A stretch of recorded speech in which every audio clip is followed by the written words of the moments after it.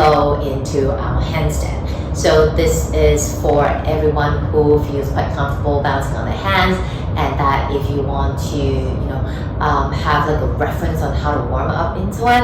And for those of us who are brand new and want to give handstand a try, don't worry, I will be showing you a variation that is safe enough to practice on your own. What we need today is some wall space, or maybe the back of the door if it helps, and 2 blocks. And if you don't have the blocks, you can use maybe like a coffee table or a chair, or maybe even a table. Alright, so let's get going. Sit in a comfortable shape, fingers laced, let's do some wrist rotations.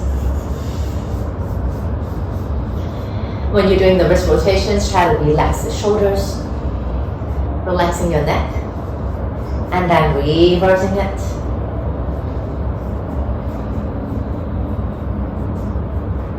Having the back of the hands together, either have a bit of pressure, press them in firmly, or keep them relaxed and do circles.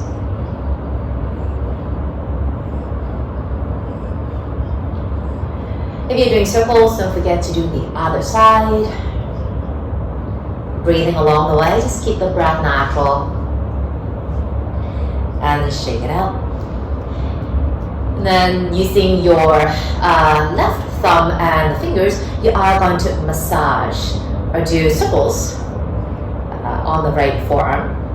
I use my thumb to draw circles, and then the other fingers I press onto the top of my forearm. And this is just to relax the wrist a little bit, because there are a lot of connective tissues connecting the forearms and the wrist together, and also the fingers, so it's just good to kind of give them a little rub. And then do the other side as well. Explore, for me, I generally feel a bit sore near the top of the forearm and the bottom part of it. Snap, crackle, pop. Alright, and then shake it out. Lie down on your mat. Feet on the floor and touch bottom on the mat. Taking some time to feel the lower abdomen hugging in, and also the top abs, the ribs, also hug in as well. And then checking the arms forward.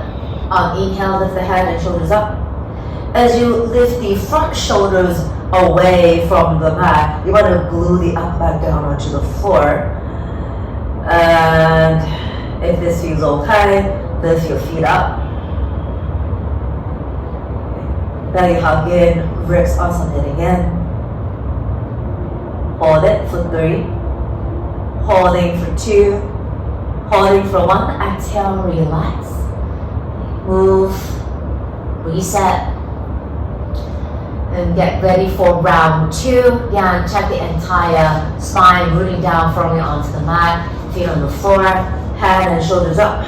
Arms long. Feeling the energy in your fingertips, in the wrists, in the shoulders. And maybe stay, maybe draw the feet away from the mat. Okay, if it feels okay to stretch the legs out, go ahead. But just be mindful the lower back doesn't arch. Okay. Breathing 5, 4, 3, 2, 1. And then give yourself a hug, roll up, come to tabletop. Hands and knees on floor. Finding the wrist underneath the shoulders, and then you want to spread your fingers, starting to feel the connection into the fingertips and the mat. And then whenever you're ready, some wrist movements, circles. As you're doing this movement, try to keep the shoulders away from the ears, pull them down, and then the ribs hugging in, and also the abs hugging in.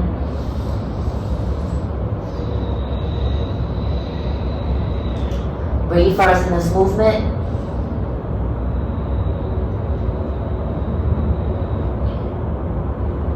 Three, 2, 1, and then come back to tabletop. Now from here, we are going to extend the right arm forward, and then having the palm facing down to the floor until you've reached your max. Then turn the palm away, thumb pointing down, reach the arm up, back, and then come back down. Continue on your own. Doing shoulder rotation. Be conscious that the shoulders are quite level, so you don't want to open the chest out to the side. So we're not doing a twist. 3, 2, 1, and then reverse. Keeping the palm of the chest, spreading off the upper back, more like a cat shape. 3, 2, 1. Come back to tabletop, and let's do the other side. Then left arm forward, palm facing down. Then palm out to the side, back and down. Continue. I'm just going to move just to have a bit more space.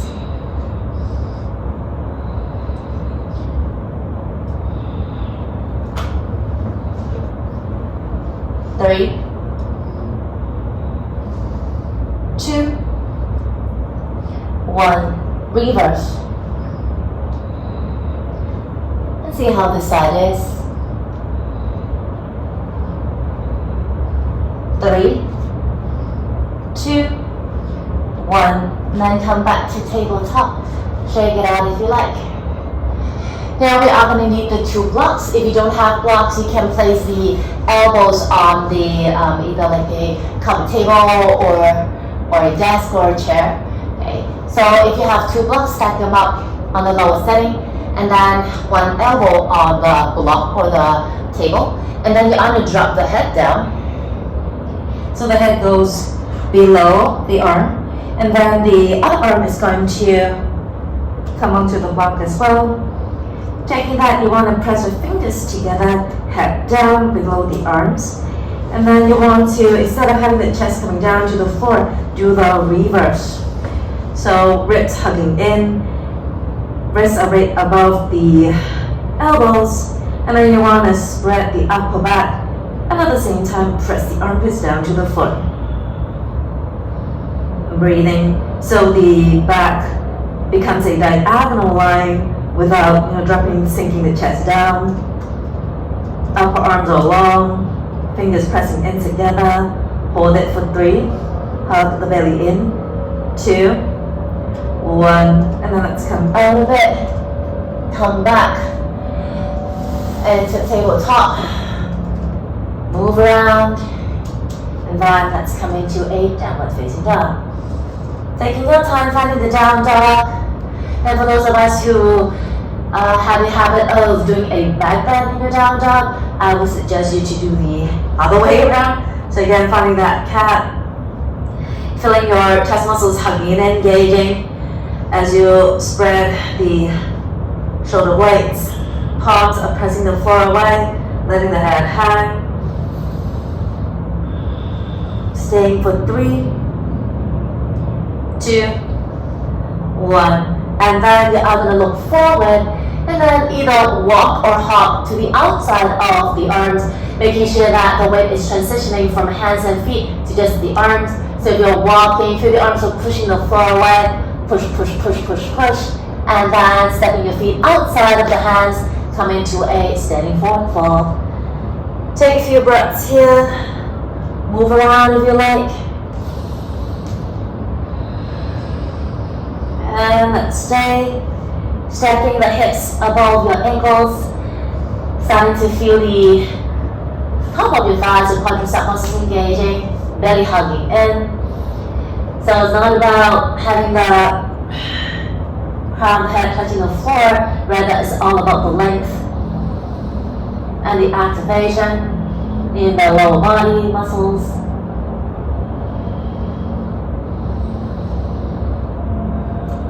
Stay here for 5, 4, 3, 2. Hands come down onto the floor, and then step the left foot back, coming to a crescent lunge. Taking your time, maneuver that right foot back into the center, and your twist of the arms. Feeling your legs are really strong and stable. Back leg pressing the floor away, giving you a lot of power as the front foot sink down onto the mat, lengthening the spine, belly hug in, ribs hug in, hold it for 3, holding for 2, holding for 1. From here we are going to come into mountain climbers, so hands come down on the inside of the right foot. Okay, so what we want to do is again transfer the body weight from hands and feet to just arms only. So arms are pressing the floor, right shoulders back, and then on inhale, hop and switch. So try to hop light and land light. Jump high, arms push and switch. Upper back bottom. Okay. So same foot forward, right foot forward, back leg is the left leg. Come back up into your crescent lunge. Once you feel stable, lean into the right leg and press the left leg back, warrior 3. Notice where the arms need to be. Find stability in the lower body. Breathing, hold it, 3. Feel the thighs hug in, holding 2, left leg super duper long, holding 1. Let's come back to a downward facing dog. Come into plank. Doing some shoulder taps and just move the shoulders, do it really, really slow so you can feel how the body needs to work, the muscles need to work in order to keep the body in one piece. Hips drop. Okay. Breathing. Arms continue to push. Upper back is broad. 3, 2, 1. Back to plank. Hold. Shoulders round back. Legs active. Deliberately hollow that chest. Spreading the upper back. Back to downward facing dog. From here again, either walk or hop and land your feet outside of the arms. And then coming to another forward fold. Breathe again.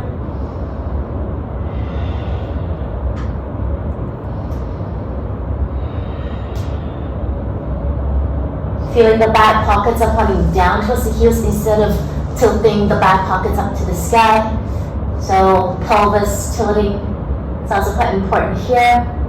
Breathing 3, 2, 1. And let's come into a crescent lunge with the left foot forward, right leg back.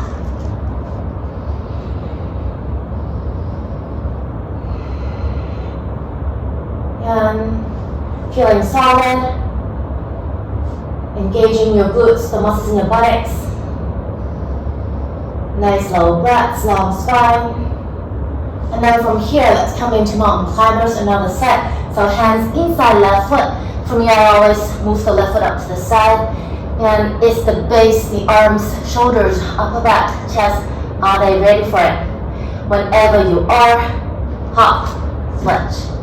Okay. Taking your time. Breathe. And then left foot forward, right leg back. Come back into that crescent lunge. And just pause enough to find the balance. Then leaning into the left foot. Right leg presses back. Warrior 3. Keeping the back toes active, every detail counts. Because when you go up into a handstand, all the details become a lot more significant. Holding 3, holding 2, holding 1, and then let's come back to a downward facing dog. Long arms, long legs. And then inhale, come to plank. Checking that the plank, the wrists are right underneath the shoulders, and keeping everything that hollow body, shoulders away from the ears. Now I'd like you to walk the hands out in front of you. Keep walking, making sure that the body stays in one piece. You don't want to say, you want to stick the butt up, and then walk back. Walk forward. Walk back. Taking your time. Okay, do a few more of these on your own.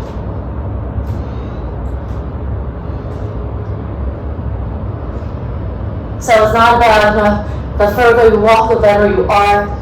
It's about feeling control. All of our muscles know what they're supposed to do. And then come back to plank. Hold it. Breathing. 5, 4, 3, 2, child pose. Take a few breaths here.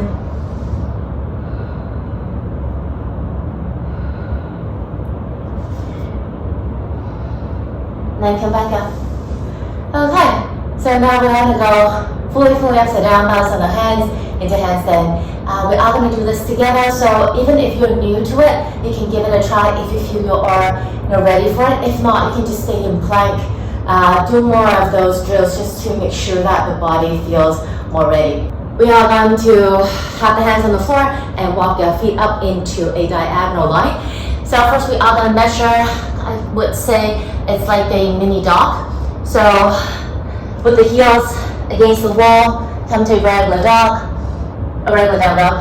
And then I would walk the hands and close it. So I would be in a 1/3 of my regular down dog. Until pressing the floor away, either look between the middle of your palms or maybe your thumbs. Okay. Relaxing the head and then walk the feet up. Making sure that once you start walking the foot up, the arms are pushing the floor away just to give you that extra support. Okay. Don't have to walk really close to the wall. Just make sure you are at a diagonal line. Arms are pushing. Widen the upper back. Hollow the chest. Squeeze the butt. Push. And just stay. Letting the head hang. If the head can hang, you can always move the eyeballs and just breathe. Feel your fingertips pressing into the floor. Feel the base of the palms pressing into the floor.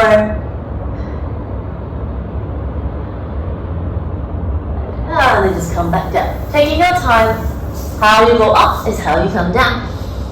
And then take a little break.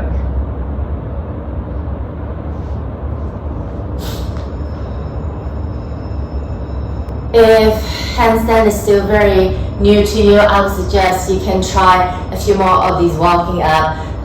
It might look a bit boring, but then it's really helpful because it does give you that strength and also letting your mind get used to how it is to be fully upside down.